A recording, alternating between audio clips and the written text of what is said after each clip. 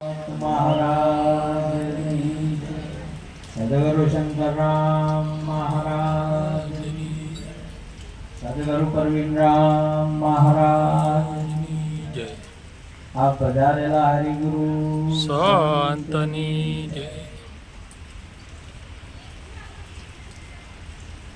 આજે આપણા શાળાએ જે ભાગવત કથા આપણને મળી, આપણે બહુ ભાગ્યશાળી છે. મારી એક ત્યારની ભાવના હતી કે બાપુના મુખેથી સાંભળો. એકવાર તો મને હરિદ્વારે પણ દશરથરાવ મહારાજે પણ આમંત્રિત કર્યા હતા, પણ હું જરા આળસુ હોઉં છું.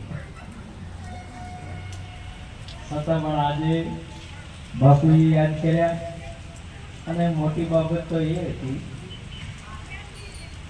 કે જરા તબિયત વીક હતી. મહારાજે વાત કરી, પણ મને રાતે જે એમને આશીર્વાદ આપ્યા હતા કે મહારાજ હવા સારું થઈ જાય, થઈ ગયું. આપણું બહુ વધારે પરિસ્થિતિ વીક હતી.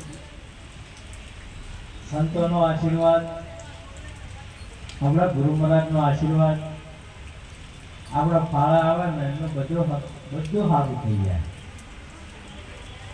અને ભાગવતમાં આપણને પ્રમાણ મળે છે બધા સંતોનો.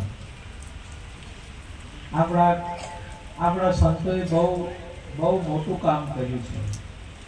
હાલે આપણા પરવીનરામ મહારાજ જેવા અનેક સંતો આ જગમાં સંત ના હોત તો જલ જાતા સંસાર. મોટું કામ કરી રહ્યા છે, સમજ્યા? લોકો કરે છે, કામ કરે છે, પોતાના અર્થે કરતા હોય છે. સંત કરતા હોય છે પરમાર્થી કામ કરતા હોય. આપ સર્વે પણ મહિલા મંડળે પણ આજે તો બહુ ખુશ થઈ ગયા. તમારા ગુરુ મહારાજ સંતોને કે તમે ભાગવત કથા ઉચ્ચારી.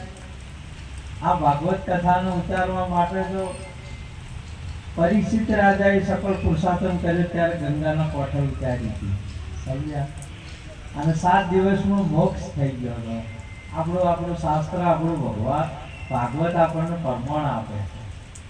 અને આપણે તો હાલ જ મોક્ષ થઈ ગયા છીએ, એના શરણમાં 2 અક્ષર. એવી ભાગવત કથા, અને એમાંય આપણા સંત શિરોમણી જે પરવીનરામ બાપુના મુખેથી જે વગળવા મળે, આપણે બહુ ભાગ્યશાળી કહેવાય.